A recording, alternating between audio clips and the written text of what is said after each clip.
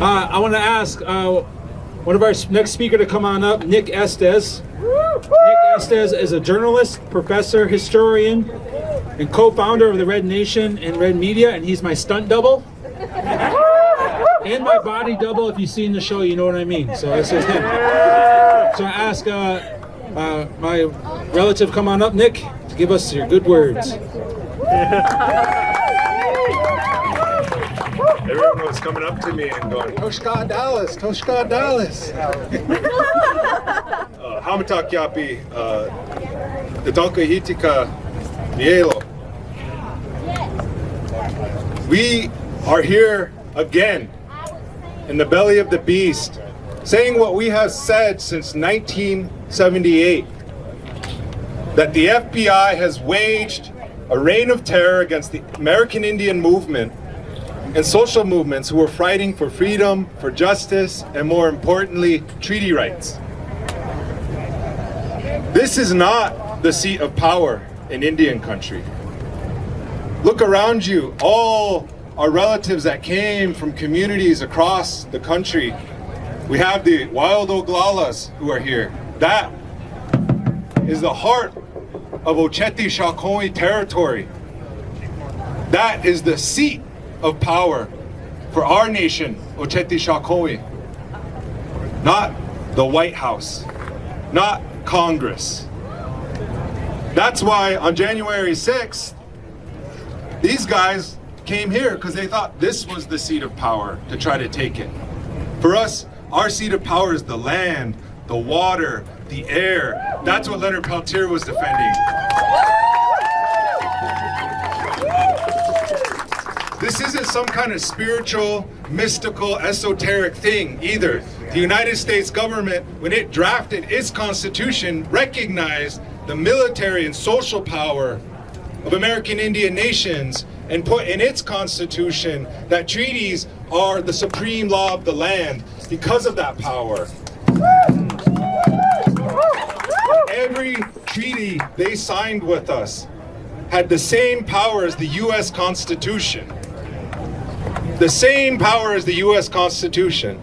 So every single day that Leonard Peltier sits in prison, this president walks on the Constitution. The president before him steps on the Constitution. And we are told that is a sacred document. How are we to look to people who treat their sacred documents, their sacred word in such a manner? All Leonard Peltier was fighting for is the future of our people as Indigenous people, because they tried to take that away with boarding schools. They tried to erase our children. It's not just about taking them and making them speak English. When you steal youth, you try to steal the future of Indigenous nations. Now look around you. I've been coming out here for 10 years. I've never seen so many young people here. That is a victory because it shows where power moves. It moves through people. It doesn't move through pieces of paper. Oh. In 1972, the American Indian movement came, almost 50 years ago, came to this area and took over the Bureau of Indian Affairs to make a stand. But they realized that these guys aren't going to do anything. That the real seat of power lies back in the communities like Pine Ridge. That's why they went back. That's why the FBI went out there.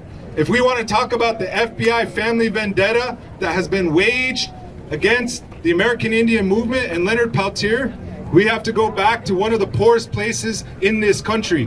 Why is it that Lakota people, why is it that Indigenous people represent such a threat that they're willing to walk on their own constitution and keep an elder in prison? Why is it? Look at Standing Rock. That's why. Because it was not just us. It was not just Oceti Sakowin who was out there. It was our Washichu brothers and sisters. It was our black brothers and sisters. It was people of all walks of life who understood that Native people aren't special in our relationship to water. Because pretty soon, that's going to be threatened for us too. This isn't just an Indian issue. This isn't just an Indian problem. This is everybody's problem. And it's important that all of you step up and do what's right. I'm tired of waiting on people who sit in this so-called seat of power to exercise a sliver of humanity. Because you represent a greater humanity, a greater power, one that is guided by morals and principles that come from the land itself. And that's what we recognize with the freedom of Leonard Peltier. It's going to happen, but that victory is going to lie with you, those who've kept the dream alive. Leonard Peltier prayed, he had those visions at Sundance. This is the dream. This is the dream of our ancestors, to be here, that we say we don't forget our ancestors, we don't forget our relatives. All those children who are buried, we're not going to forget them either. We're coming for it all. So I just want to thank you. I want to say I love you all. Everybody who came out, thank you.